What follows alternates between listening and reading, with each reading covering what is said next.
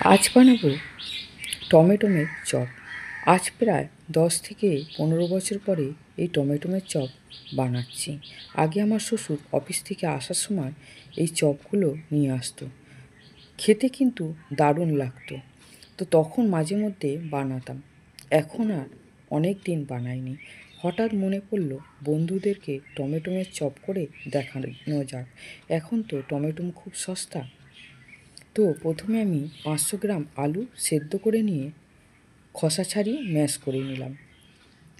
এরপরে 1 মুঠো চীনাবাদাম শুকনো কড়ার মধ্যে ভেজে নিলাম। এরপরে ওই কড়ার মধ্যে 2 থেকে 3 চামচ সর্ষের তেল দিয়ে 1 চামচ গোটা জিরের ফোড়ন দিয়ে দিলাম 2টো শুকনো লঙ্কা ছিঁড়ে।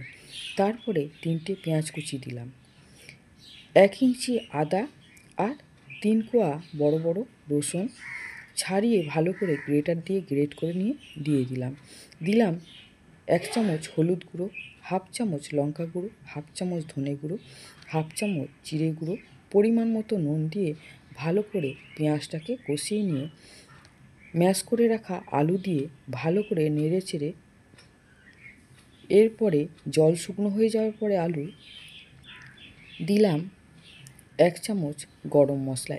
এই গরম মশলা আমার বাড়িতে বানানো, সব রকমই মশলা দেওয়া আছে। এরপরে হাফ চামচ কসুরি মেথি দিয়ে আমি নেড়ে চেড়ে নিয়ে নামিয়ে নিলাম। আমি 200 গ্রাম বেসন নিয়েছি, তাতে পরিমাণ মতো নুন, খাবার সোডা 1 চামচের 4 ভাগের 1 ভাগ, অল্প একটু হলুদ গুঁড়ো, হাফ চামচ লঙ্কা গুঁড়ো দিয়ে ব্যাটারটা ভালো করে মেখে নিলাম। যেইভাবে চপ বেগুনি ভাজলে ব্যাটার গলে ওইভাবে গুলে নিলাম। এরপরে আমি 6-7টা টমেটো মাঝখান করে 2 আধখানা করে কেটে নিলাম। তাতে যে আলুর পুরটা বানিয়েছি, টমেটোমের যে দিকটা কেটে নিয়েছি সেই দিকে গোল করে লাগিয়ে নিলাম, আর টমেটোমের গায়ের দিকেও লাগিয়ে নিলাম। পুরো একটা গোল গোল বলের মতো বানিয়ে নিলাম। এইভাবে সব কটা টমেটোমে আলুর পুর লাগিয়ে নেব, নিয়ে রেডি করে নেব।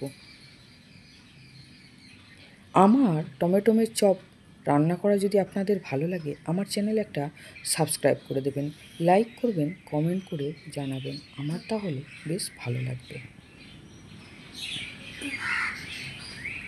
সমস্ত আলু পুর দেওয়া টমেটোগুলো রেডি হয়ে গেছে।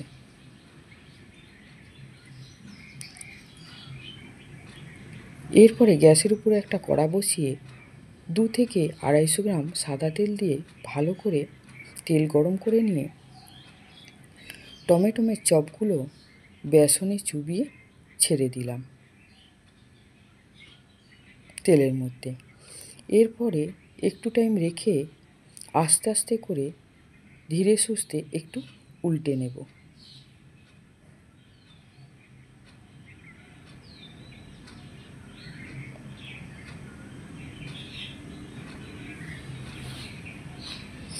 দু পিঠ ভালো করে মোটামুটি লাল লাল ভাজা হয়ে গেলে নামিয়ে নেব।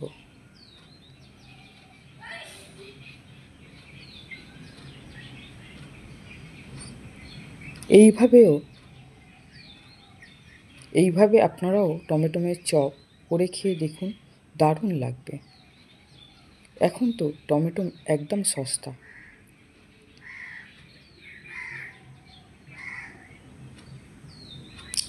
এক খেপ টমেটোমের চপ নামানো হয়ে গেছে, দ্বিতীয়বার চাপিয়ে দিলাম।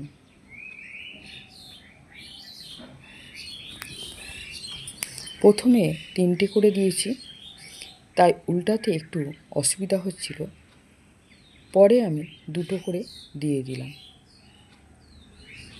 একটা একটু মোটামুটি ভালো করে ভাজা হয়ে যাওয়ার পরে আর একটা পাশে দিয়ে দেব।